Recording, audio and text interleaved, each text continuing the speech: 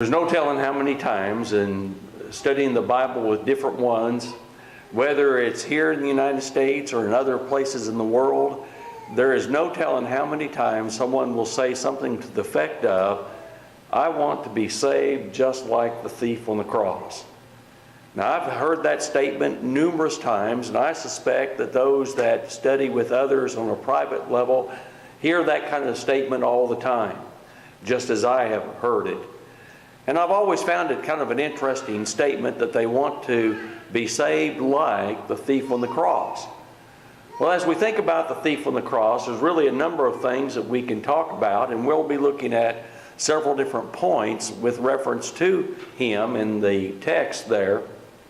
But we have to really think about authority, and as we think about authority, no matter what we've believed in the past, we must accept what the Bible teaches. Now, I know that that's difficult for us sometimes in order to think about those kind of things, but the fact is the Bible is always right, and no matter what we've thought, and no matter the belief that we've had in the past, we must accept what the Bible teaches on any given topic. Now, if the Bible teaches that the thief on the cross was truly saved under the New Testament age, then we can use that as an example. But the Bible really does not teach that, and as we put any text back in its context, then we can really learn much more from it. And that's what I try to teach the students in the school, where I teach on a weekly basis. And oftentimes they'll ask a question, and I'll just simply say, context, context, context. You've got to keep passages in context. And there's a saying that I learned when I first became a Christian, and I think it's a saying that we all ought to remember, that a text out of context is a pretext to error. And how true it is. So we've got to keep things in context.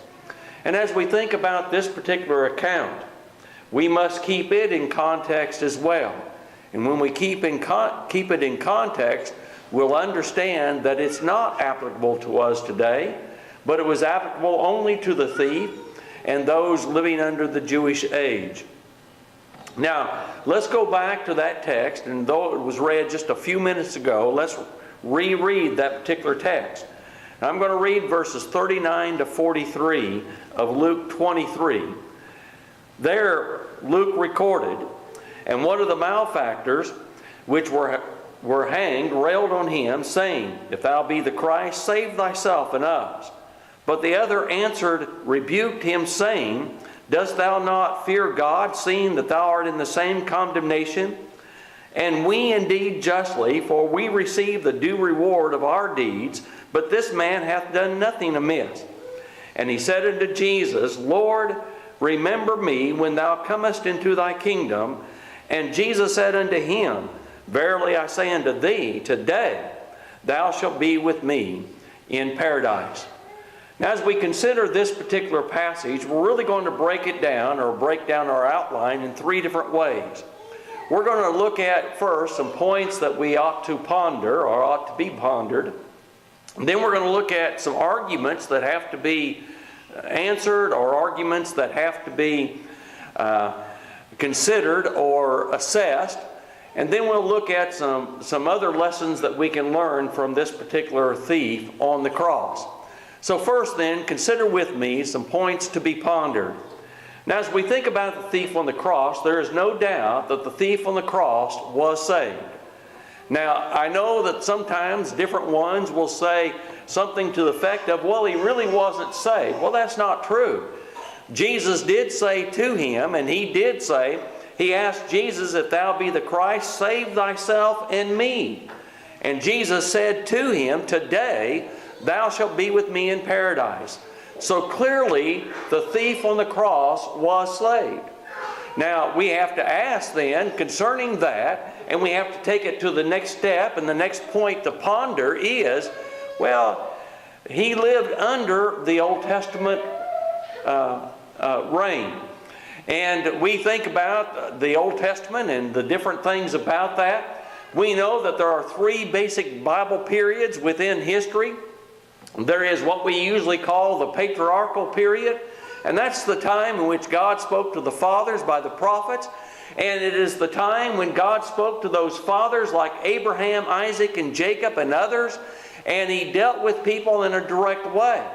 Now, in my judgment, in looking at the Old Testament, I believe the Gentiles lived under that patriarchy law all the way from the beginning of time to the cross of Jesus Christ. And that those that were of the patriarchal age, that is what we generally refer to, that would later on become Israel or Judah, they then would live under that patriarchal age during that time period until the law of Moses was given. And beginning with the law of Moses, the Israelite people, including Judah and including all of the northern tribes of Israel, lived under that patriarchal law until the time of Christ. But the third period of Bible history is what we call the last days. Now, we don't call the last days because of something we have concocted, but we call them the last days because that's what God called them. Notice in Hebrews chapter 1 and verse 1, God, who at sundry times and in diverse manners spake in times past unto the fathers by the prophets, hath in these last days spoken unto us by His Son. So we then are living in the last days. And when we think about the last days, Peter said concerning Joel's prophecy in Joel chapter 2, and this is found over in Acts chapter 2, and we find then that Peter said, this is that which was spoken by the prophet Joel, that in the last times, there you go, there's the last days. That's the time in which we're talking about. That's the time when Joel's prophecy was fulfilled. It is the time, and more specifically defined as between the comings of Christ, between His first coming and His second coming. That time period is what we are dealing with. That's what we call the last days. Well, the thief on the cross did not die under the last days. In fact, he died during the time of the Mosaic Law, and he died under the Mosaic Law. In fact, it's absolutely impossible for him to die under New Testament days. Now, we'll look at an argument that they make concerning this, but nonetheless, for our observation, at least to begin with this morning, we want to notice that he died under Mosaic law, and he died by the hands of the Jews, just as Jesus had done on that particular day as well. A third observation that we ought to make, or a point to be pondered, is the fact that whatever the thief on the cross believed, it isn't the same that we believe today. Now, I think it's a very important point that we ought to make. Now, clearly, the thief on the cross believed that Jesus could save. There's no doubt about that. We understand that. But you know, when you look at what some people call faith-only doctrine, we learn that under the New Testament age, we must believe more than that.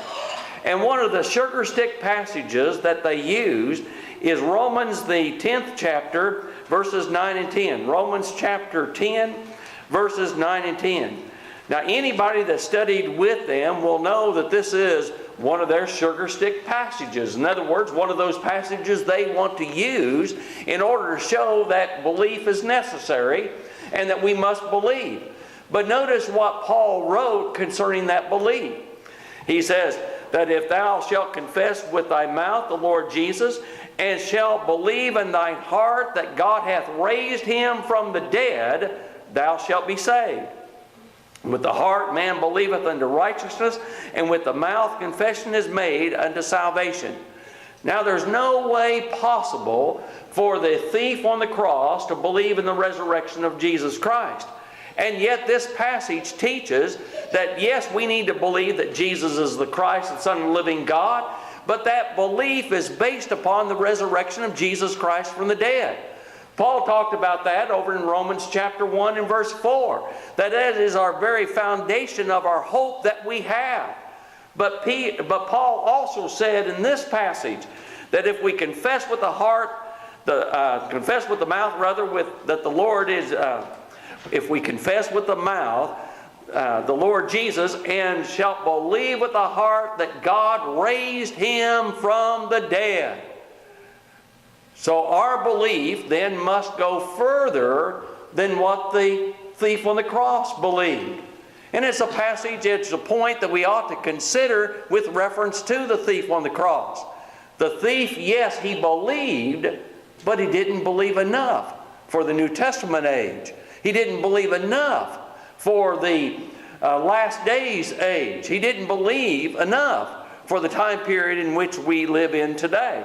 We must believe that God had raised him from the dead, and it's absolutely impossible for the thief to have believed that. Why? Because it would happen 3 days later. So he couldn't have believed it as we believe it today. Now, the second point that we want to consider are arguments to be assessed. So we looked at points to ponder. Now let's consider arguments to be assessed. When I've studied with different ones like this, one of the very first things that people will say when they say, well, I want to be saved like a thief on the cross, they'll say, and he was not baptized. Usually I'll ask something to the effect of, well, how do you know he wasn't baptized? Well, they'll say something like, well, nothing is said in the text about him being baptized. And I found it interesting. One friend of mine, he always says, and I've used his argument since that time, since I learned this, he will say something like, was the thief married? He said, well, I don't know. And then he'll say something like, well, we know that he was a thief.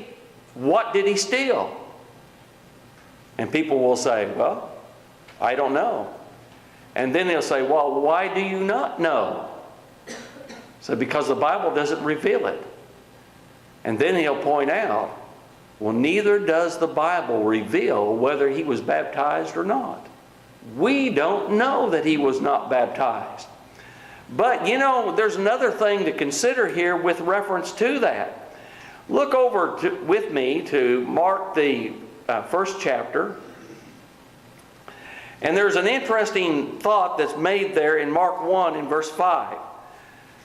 There Mark recorded, and there went out unto him all the land of Judea, and they of Jerusalem, and were all baptized of him in the river Jordan, confessing their sins. Now he's talking about John's baptism, and he said that all of Judea went out there.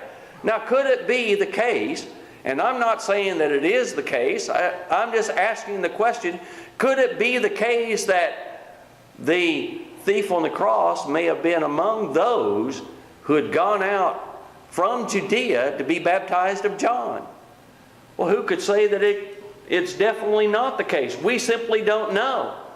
But you see, the point is mute, because we don't know whether he was baptized or whether he wasn't baptized. I think the evidence points that more likely he was baptized than he wasn't. But whether that's the case or not, it really doesn't make any difference. Why? Because the Bible does not say one way or the other. And to make a statement that he was not baptized is just simply saying more than what the Bible says. And to say the statement that he was baptized is simply saying more than what the Bible says. And we cannot go beyond what is written. Well, another argument that's used with reference to the thief on the cross, and one that we really need to consider, is they'll say something like, well, the thief never obeyed the Great Commission. Well, I've always found that kind of interesting. And they'll say something like, well, Chuck, you preach the Great Commission all the time. And we realize what the Great Commission is. The Great Commission is the commission that Jesus gave to us when he said, go into all the world and preach the gospel to every creature. He that believeth and is baptized shall be saved, and he that believeth not shall be condemned. Mark 16 verses 15 and 16. And Matthew's account of the same thing. Matthew's account is that they were to go into all the world and make disciples of all nations, baptizing them in the name of the Father and the Son and the Holy Spirit, teaching them to observe all things whatsoever I've commanded you. Matthew 28, 18 and 19. And so they'll say then something like, you preach the Great Commission, but the thief on the cross never obeyed the Great Commission. Well, that's a point to be taken. But again, we have to put things in chronological time. In fact, as I said earlier, a text out of context is a pretext to error, and we've got to put it back in the context of which it happened. Jesus died on a Friday evening. He was resurrected on a Sunday morning. And it was about 40 days, according to Luke's account of the Great Commission. Now, I believe the Great Commission was given on more than one occasion, but most likely all of them that were given, and each time that they were given on different occasions toward the end, what we usually call the post-resurrection period appearances. But the account that we have in Luke has it about 40 days after the events on that Friday when Jesus was crucified, and he promised to the thief on the cross salvation, paradise.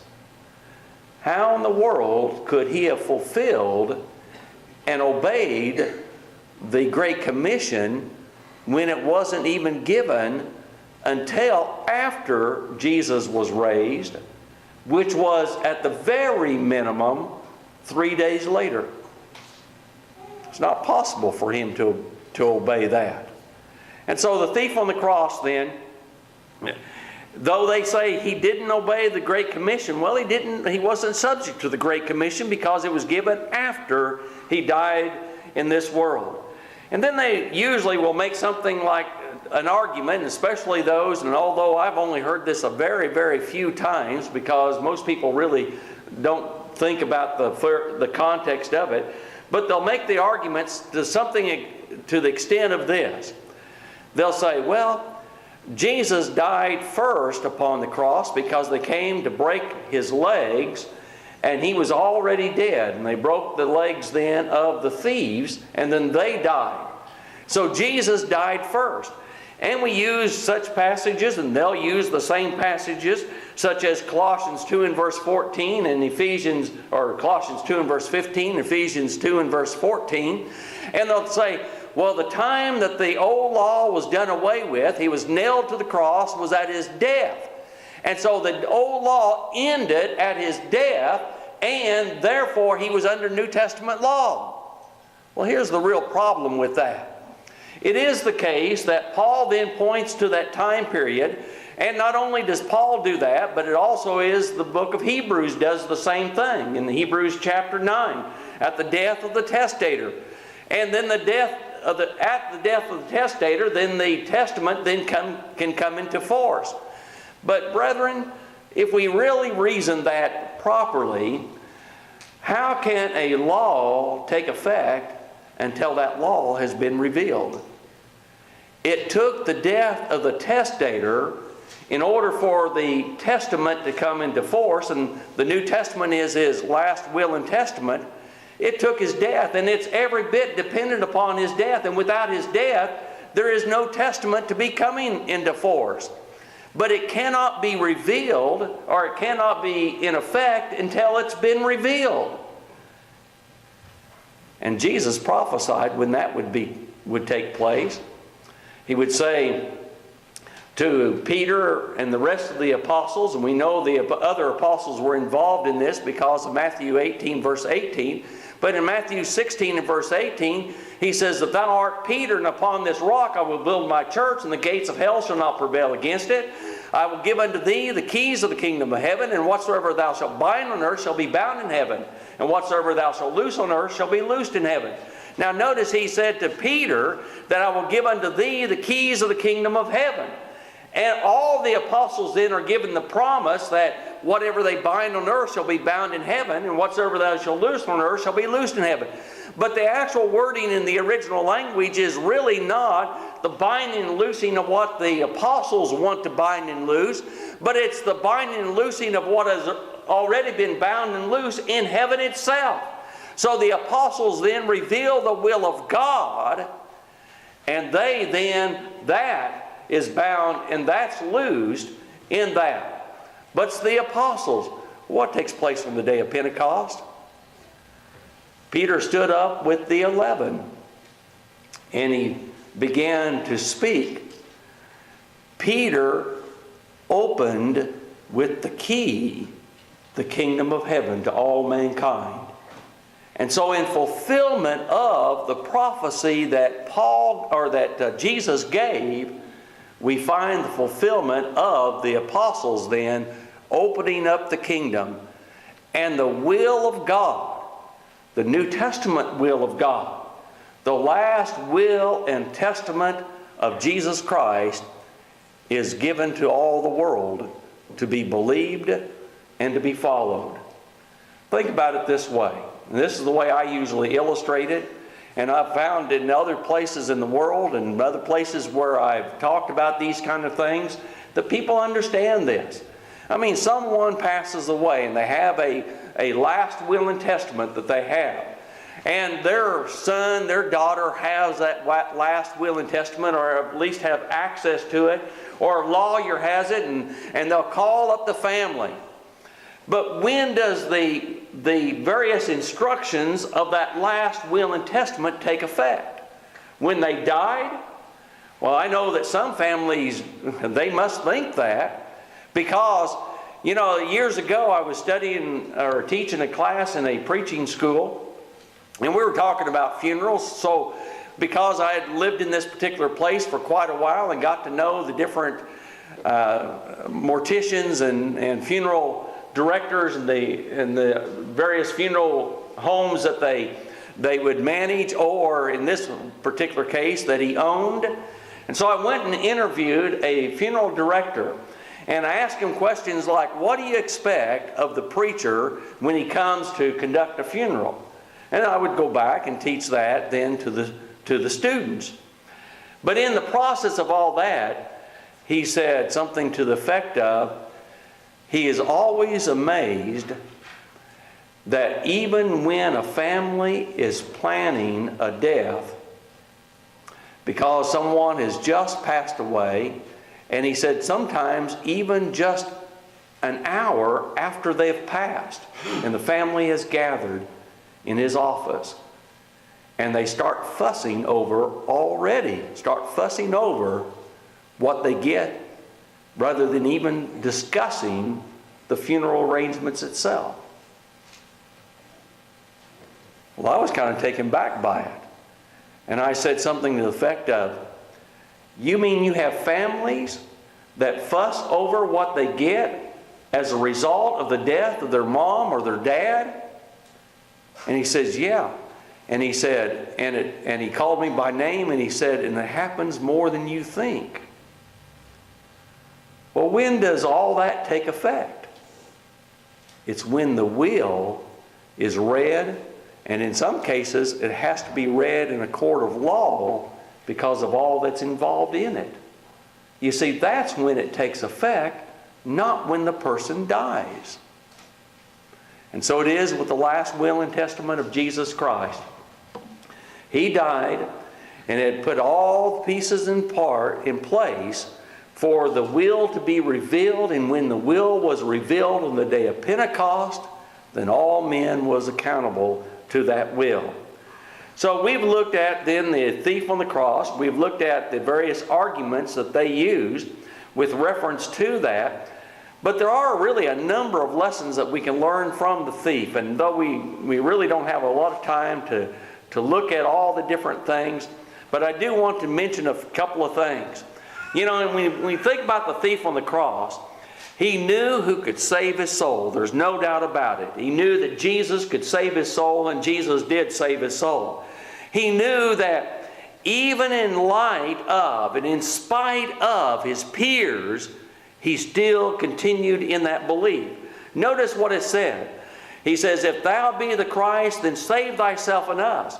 But the other, that is the other malefactor, the other thief that was hanging upon the cross, he rebuked that thief, that believing thief, that penitent believing thief. He rebuked him, and he says, does not thou fear, he rebuked him, and the thief then, the believing, repenting thief said, does thou not fear God, seeing that thou art in the same condemnation?